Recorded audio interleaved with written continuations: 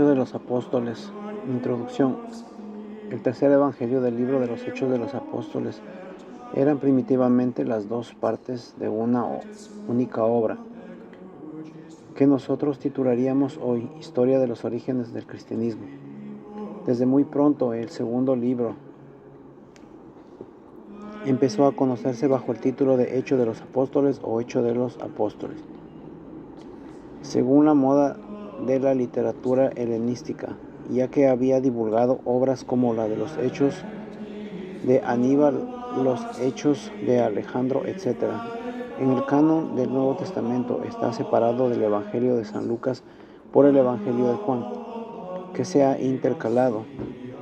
La relación original de estos dos libros del Nuevo Testamento viene indicada por sus respectivos prólogos, así como por su parentesco literario. El prólogo de los Hechos de los Apóstoles, que como del tercer Evangelio, Lucas 1:4, se dirige a Teófilo en Hechos 1:1, remite a este Evangelio como un primer libro, resumido su propósito y recogiendo los últimos sucesos, apariciones del resucitado y ascensión,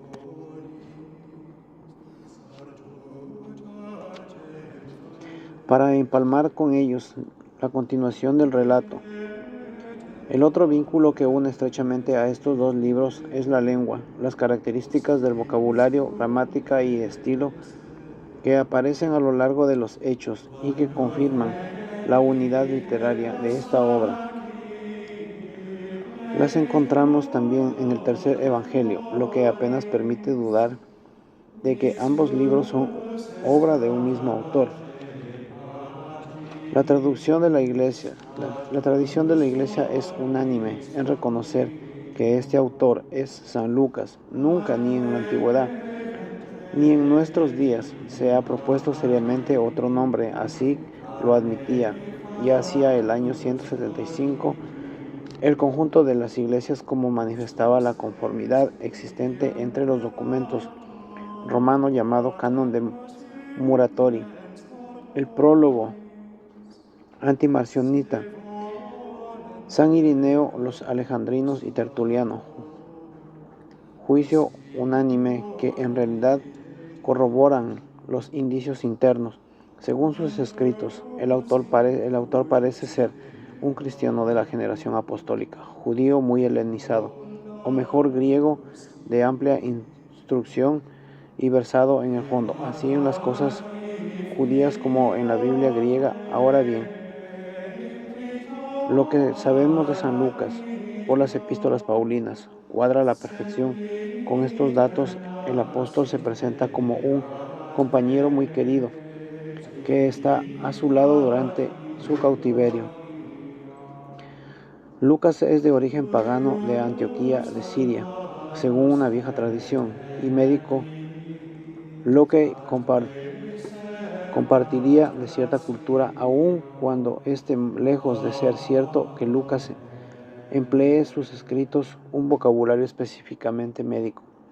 Nada seguro hallamos en la tradición antigua para fijar la fecha en que se escribía el libro. Incluye con la aparición romana de Pablo, probablemente en Hechos 61-63, y en todo caso su composición debe ser posterior a lo del tercer evangelio, antes del 70 hacia el 80, pero nada impone la fecha posterior al 70. Como lugar de composición se ha propuesto Antioquía y Roma. ¿Cuáles de las fuentes utilizadas por Lucas para componer su obra? El autor de Hechos declara haber investigado diligentemente todo lo que desde los orígenes, sumándose a los que ya había intentado narrar ordenadamente las cosas que se han verificado en nosotros. Lucas 1:1-4, que constituye el prólogo general de la obra completa.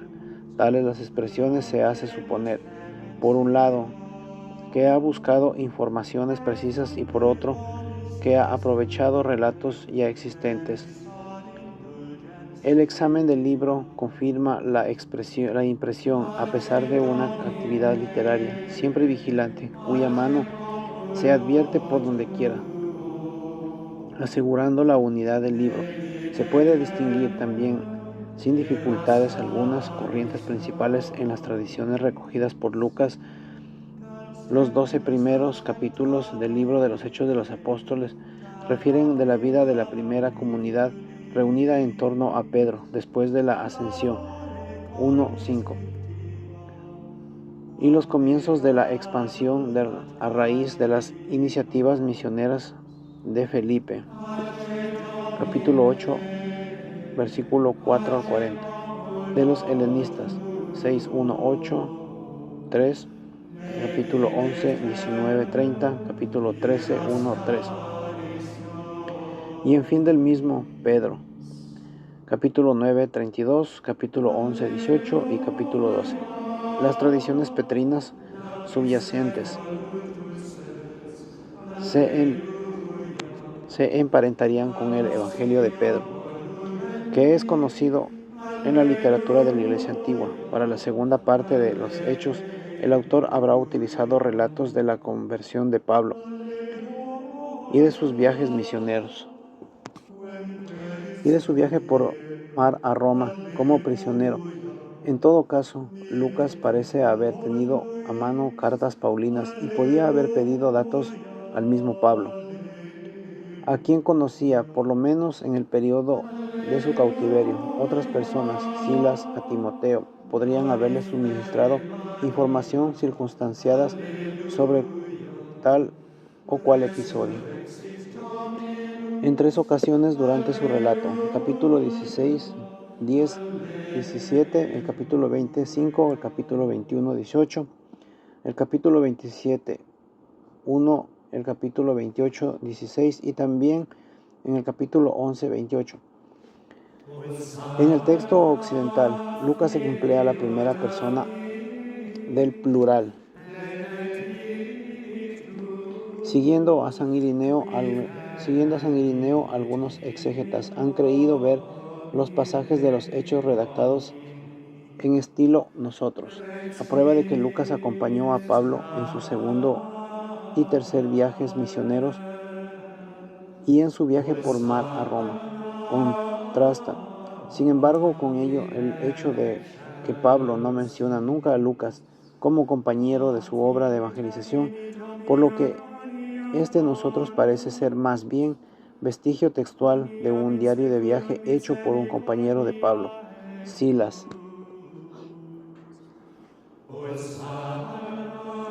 y utilizado por el autor de los Hechos.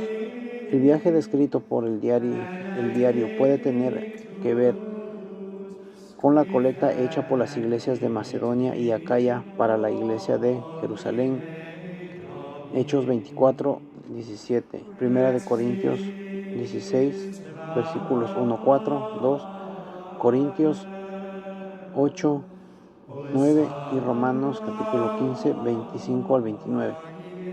Una vez reunido este rico material, Lucas organizó habitualmente una unidad literaria distribuyendo de la mejor manera diversos elementos y uniéndolos unos con otros por medio de los estribillos redaccionales. Por ejemplo, en el capítulo 6, 7, capítulo 9, 31, capítulo 12, 24, etc. El valor histórico de los Hechos de los Apóstoles no es uniforme. De un lado, las fuentes del que Lucas disponía no eran homogéneas. De otro, el manejo de estas fuentes se movía con bastante libertad, según el espíritu de la historiografía antigua, subordinado a los datos históricos en su plan literario y sobre todo a sus intereses teólogos. Los relatos de los viajes de San Pablo reflejan con mayor y menor extensión y exactitud del mundo del Mediterráneo oriental en el primer siglo, administración romana, ciudades griegas, cultos, rutas, geografía política y topografía local. En cambio, los relatos de la primera parte del libro son en general mucho menos circunstanciados. Lucas establece un cierto paralelismo entre los milagros de Pedro y Pablo.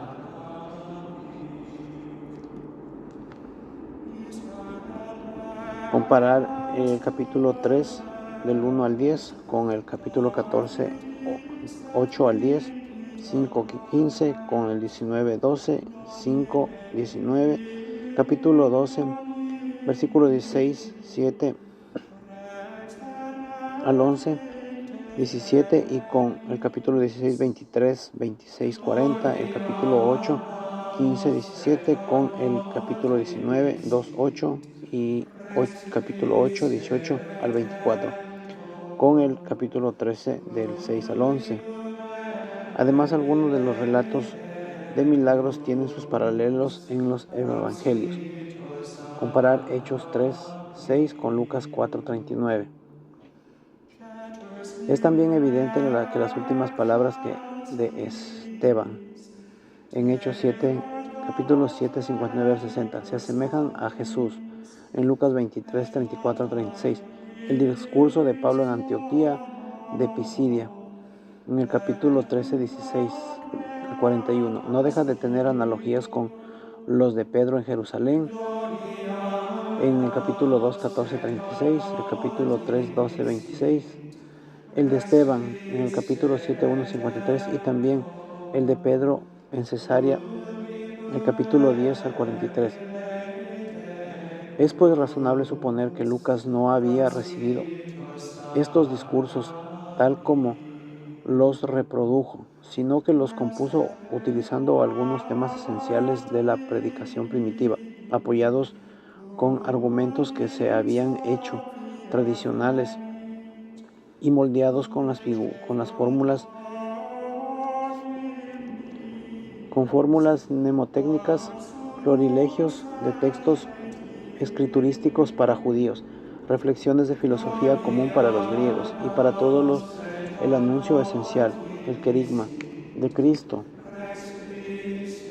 muerto y resucitado, con el llamamiento a la versión al bautismo. Lucas habría conocido primero por tradición y luego por experiencia, estos esquemas de la primera predicación cristiana, y eso es lo que le permitió, con su funismo sentido psicológico, integrar estos discursos de una enseñanza de valor auténtico e importancia capital. Se ha señalado a menudo discrepancias entre el libro de los Hechos y las epístolas paulinas, que Lucas parece haber utilizado, pero no en detalle. Es notable, por ejemplo, que no se haya preocupado de armonizar las 5 visitas de Pablo a Jerusalén en los Hechos con los datos de Gálatas 1:15 y 2:10. En otro orden, las cosas se advierten en cierto contraste entre el relato de Pablo dibujando en los Hechos y que Pablo hace de sí mismo en su correspondencia. En Atenas, Pablo se manifiesta netamente menos severo para con las religiones paganas con su epístola a los romanos. Comparar Hechos 17, 22, 31 con Romanos 1, 18. Pero ver también en Sabiduría 13, 1 a 10, donde el autor, a la vez que condena la idolatría, disculpa los desvíos de algunos, sufren buscando a Dios. En general, Lucas atribuye al apóstol una actitud más conciliadora de las epístolas. Comparar Hechos 21, 20-26 con Gálatas 2, 12. Pero no debe olvidarse que cada autor se mueve por intereses bastante diferentes. Pablo es un polemista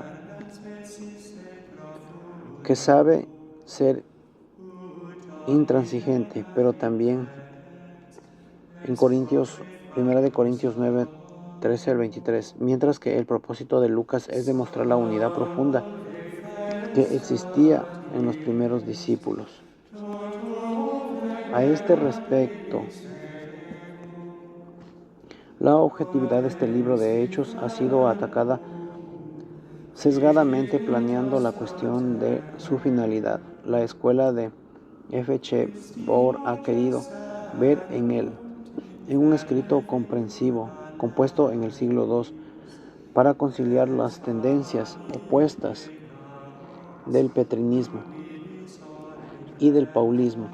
Este sistema tiene el mérito de señalar la experiencia innegable de tensiones en la iglesia primitiva, pero supone una fecha demasiado tardía y en su forma radical.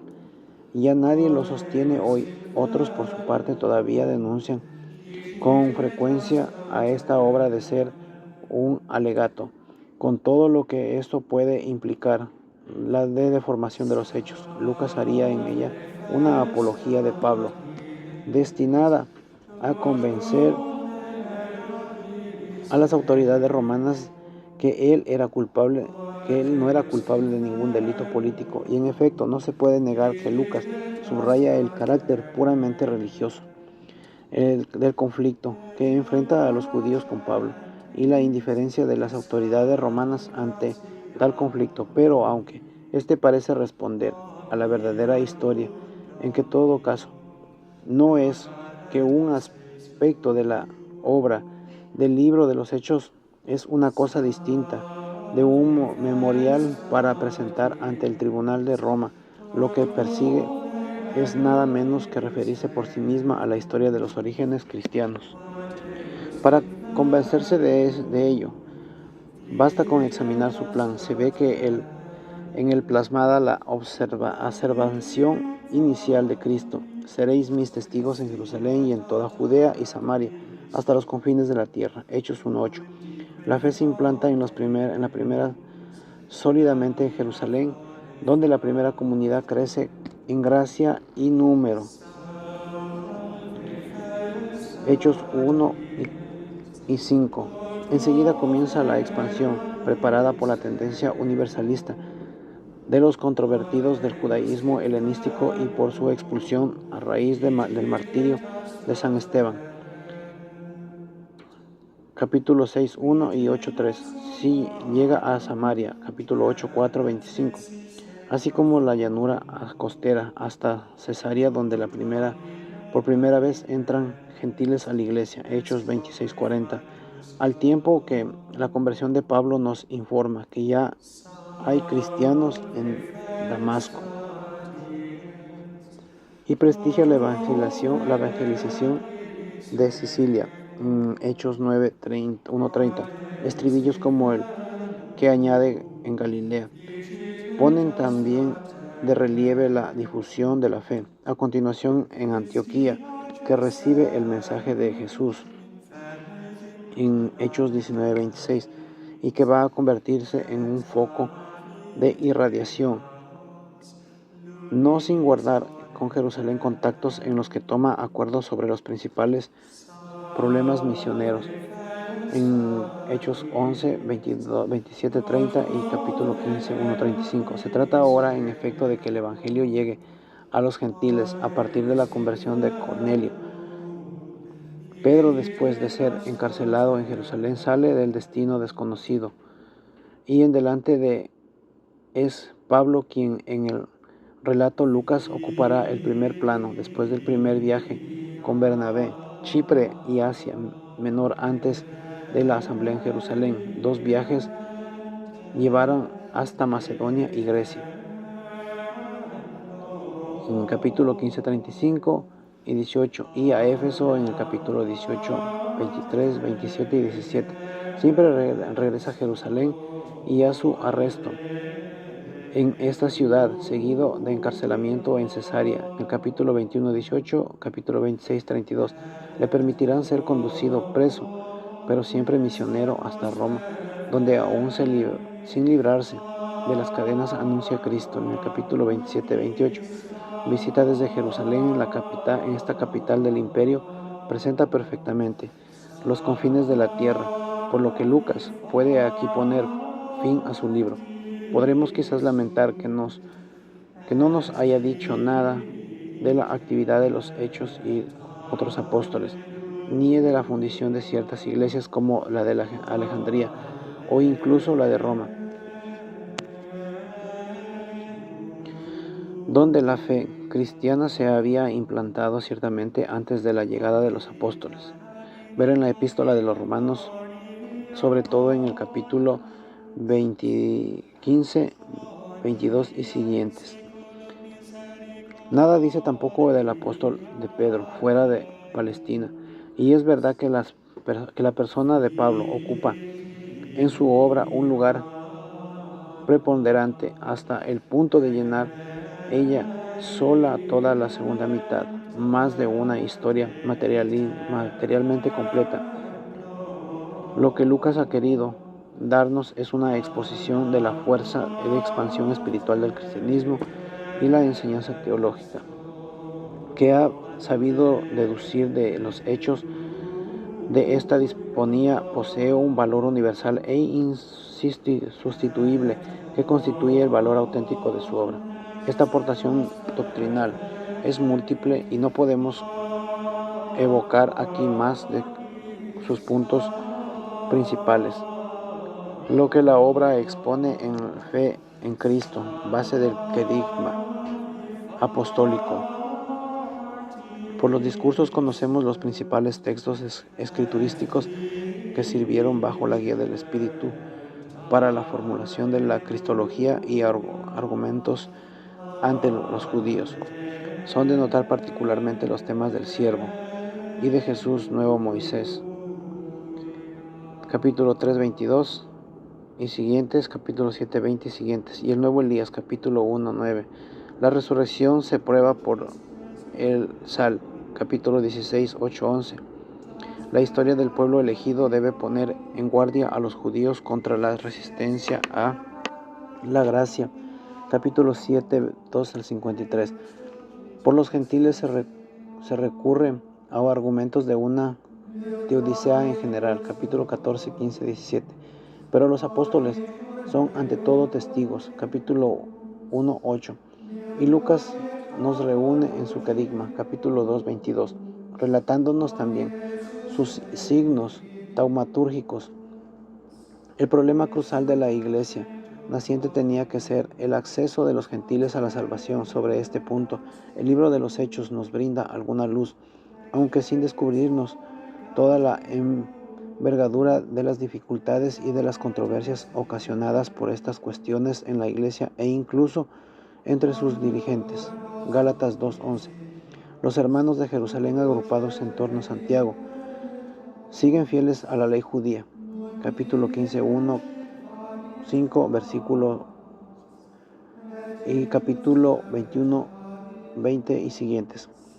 Pero los helenistas, cuyo portavoz es Esteban, se sienten la necesidad de romper con el culto del templo, y Pedro, pues, sobre todo Pablo, hacen triunfar en la asamblea de Jerusalén el principio de la salvación por la fe en Cristo,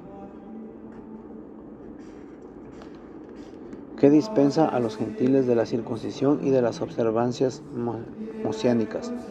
No es menos cierto que Lucas nos muestra a Pablo empezando siempre a dirigirse a los judíos para volverse después a los gentiles, solo cuando se ve rechazado por sus hermanos de raza. Sobre la vida de las comunidades cristianas nos bosqueja un cuadro que tiene tintes sin duda ideales, por no decir utópicos, pero que se inspiran en los recuerdos de los primeros años, tanto como en las realidades eclesiales de una época más tardía. Vida de oración y preparación y reparto de bienes en la joven iglesia de Jerusalén, administración del bautismo, agua y del bautismo del Espíritu. Celebración de la Eucaristía, capítulo 2:42, esbojos de organizaciones eclesiásticas en los profetas y doctores, capítulo 13:1, o también en los presbíteros que presiden la iglesia de Jerusalén, el capítulo 11:30, y que Pablo establece en las iglesias que funda, capítulo 14:23. Todo ello impregnado, dirigido y expulsado por un soplo invencible del Espíritu Santo. A este espíritu sobre el que Lucas había ya insistido en su evangelio, Lucas 4:1, presenta la acción incesante en la expansión de la iglesia, Hechos 1:8, hasta el punto de que se ha podido llamar los Hechos el Evangelio del Espíritu Santo. Es esto que da esta obra en ese aroma de alegría espiritual y de maravilla sobrenatural de la que solo podrán extrañarse los que no comprenden este fenómeno único en el mundo, que fue el nacimiento del cristianismo. Si todas estas riquezas teológicas añadidas en esta precisa aportación de tantos detalles concretos de que otro modo habríamos conocido, si aciertas saborear los relatos de fina psicología que Lucas distingue piezas, iniciativas y hábiles como el discurso delante de Agripa. Capítulo 26. Páginas conmovedoras como el adiós de los presbíteros de Efeso. Capítulo 20, 17-38. Relatos vivos y realistas como el motín de los orfebres. Capítulo 19, 23-41. Se convendrá en este libro único en su género en el Nuevo Testamento. Presenta un tesoro cuya falta hubiera empobrecido notablemente nuestro conocimiento y orígenes del cristianismo. En el texto de los Hechos, como el resto del Nuevo Testamento, ha llegado a nosotros con muchas variantes de detalle, pero más en otros libros merecen retener nuestra atención las que provienen del texto llamado occidental, Códice de Besa, versiones latinas, siríaca y copta, antiguos escritos eclesiásticos. Ofrecen estos textos que es a menudo más conciso que el texto alejandrino, pero que consiste también en detalles concretos y pintorescos que el de otro desconoce. En realidad, estas dos tradiciones textuales parecen representar redacciones sucesivas del libro de los Hechos. Nuestra traducción se ha hecho lo más de las